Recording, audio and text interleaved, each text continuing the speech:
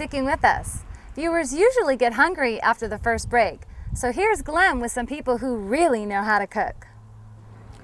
Hey, looking for some spicy fun? Well, this weekend at the Chino Fairgrounds, you got to come out here with a big appetite, a big spoon, and a lot of people who love chili. Cheers! It's the 12th annual Firefighters Fun Muster. Now, what exactly is a firefighter's muster? It's basically like the Olympics for firefighters. And basically what it is those are explorers that are out there from different fire departments in the area. And there's 3 different events. They have a make or break event, which is connecting hose and flowing water. They also have a bucket brigade event, which is doing the handheld buckets and passing them from one person to the other. And then right now behind us, they're actually doing the water ball competition, where they actually squirt the hose stream and try to move the water ball in their favor. It's put on by the Chiefs Foundation, which is the Citizens Helping and Educational Fire Safety Foundation. That is a fundraising event, is basically what this is put on. And I'm involved to help along with that and help with the Chino Valley Fire District with that foundation and the Professional Firefighters Association as well. In addition to being a fundraiser, the event gave a number of groups and organizations the chance to cook up and serve their homemade chili. Some of the chefs even dressed up in costume. Take, for example, the City of Chino's booth. We basically say it's chili with a kick, so a lot of people have said it's pretty good, so we're hoping that people like it. Okay, now you're not putting penicillin in this stuff, are you? No, we do have an empty IV bag over there, though. She's just kidding.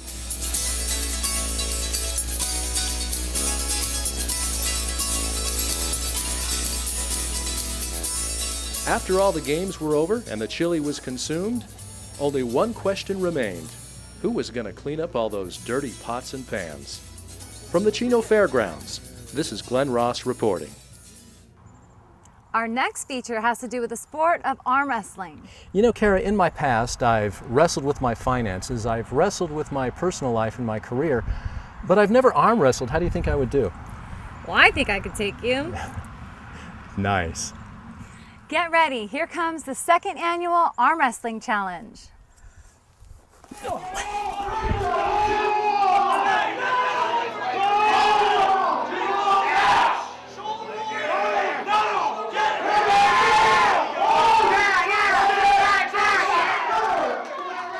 It was a day of competition, champions, and trophies at Angels Roadhouse in Yucaipa. It was the 2nd annual Arm Wrestling Challenge, and it was participated in by guys demonstrating strength and hoping to leave their mark on this growing sport. The spirited event included divisions in both amateur and pro categories. Arm wrestling has a strong appeal to Angels owner Renee Vicari. So I've seen some of the places it was held at, and I said, you know what, I want to be a part of this. You know, I'd wrestled, not arm wrestled, but I'd wrestled for many years, and obviously I'm, you know, very interested in the sport. A lot of determination, a lot of training, dedication, and some power. According to Rick Salawata, that's what it takes to succeed in one of these competitions. And he ought to know.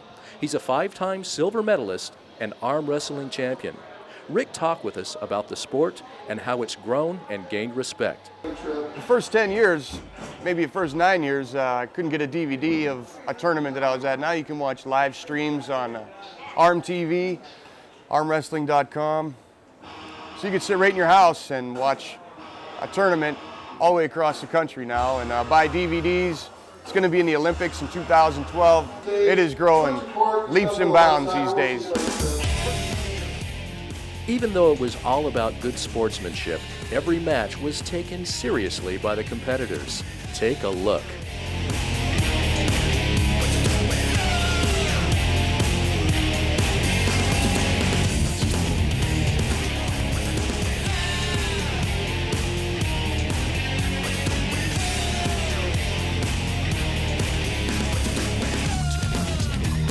Walking away with the first place trophy in the amateur lightweight category was Dave Page.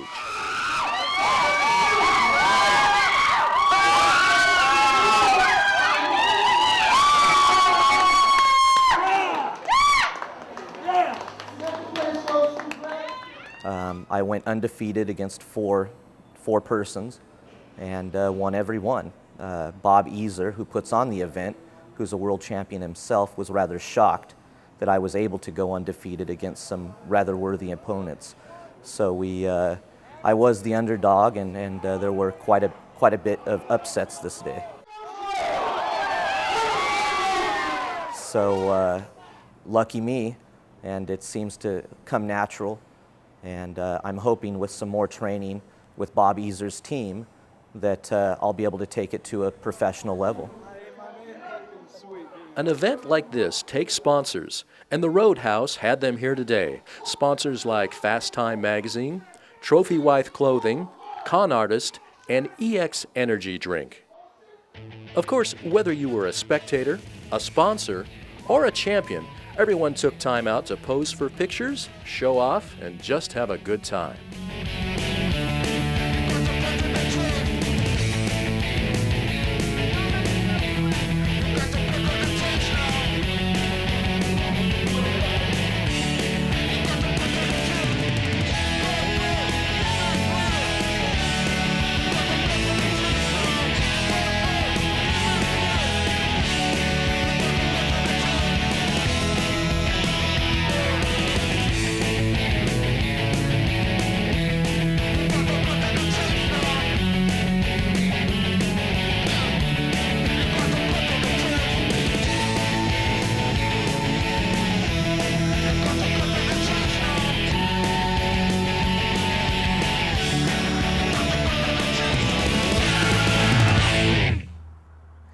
Off-road racing has become very popular in Southern California. You're about to meet some weekend warriors who can't wait to get behind the wheel.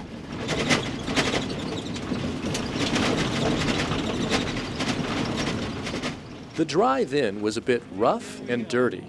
But as these people showed us, not everyone minds a little dirt and mud.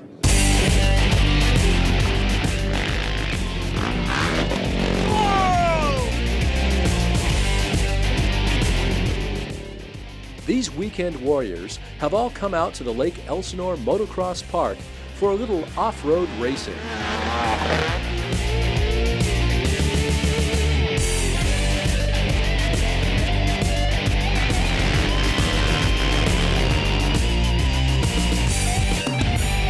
Two forms of the sport took place this day: quad racing, you might have seen these popular four-wheel bikes before, and rhino racing. Not the African variety. No, I'm talking about these little road warriors. The organization responsible for putting all this together is Podium Productions. Podium Productions owner Heather Brobeck. Podium Productions is an extreme sports motocross coordination company. Well, we don't just deal with motocross though, we're going to be expanding into other sports hopefully soon. But right now we're tackling the sport of motocross. We started doing mini 4-stroke races 3 years ago, and we have now since expanded into big bike motocross, quads, rhinos, and mini 4-stroke races as well. And we also do outside events. We do independent events for other companies that like to hire us to coordinate their events. You know, this racing is real exciting. It's a little mixture of motocross and off-road racing, desert racing combined together. Rhino racer Todd Arthur came through in first place. I got to ask you what your technique is. How did you do it? You know, a lot of times it's real hard to do, but you got to be patient. You got to be patient and wait for that person in front of you to make that mistake so you can get by and take the lead. Then once you take the lead, it changes your whole ball game. Then you're thinking about how to protect and keep him from passing you back. So you concentrate as hard as possible on not making a mistake, covering all your lines so he doesn't stick his nose in there and get you. One thing was apparent to everyone. There was a lot of mud on the course. The track was pretty damp this morning. Any special challenges when you're hitting a lot of mud like that? Yeah, it's really hard to get any kind of traction for any of the big jumps, so you come up short and you got to be really careful. Some of the corners are really hard to do, pushes and that kind of stuff, so it makes it very challenging to go fast around the track. It's a lot of work being the promoter and the owner of something like this.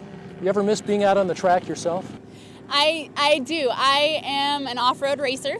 I do race off-road trucks, and my crew, I have an amazing crew, and I've actually trained them to take over for when I'm out at the track and I'm at other races. So I am very lucky, and 2007 will be a great year for not only Podium Productions, but me as well. I get to go out and race, and I do miss the racing aspect of it. Buckle up, let's take a closer look at the quad and rhino racing on this beautiful Sunday in Lake Elsinore.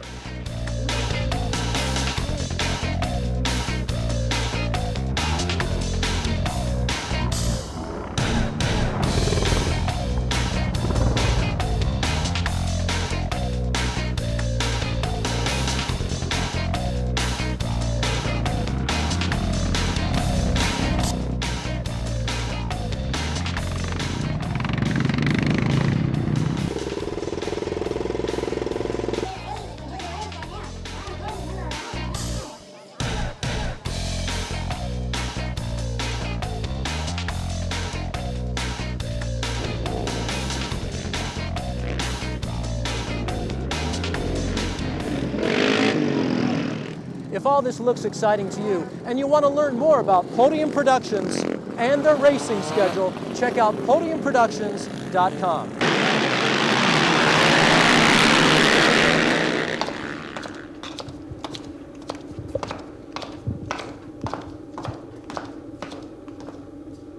You wait right here. I can't even be right back.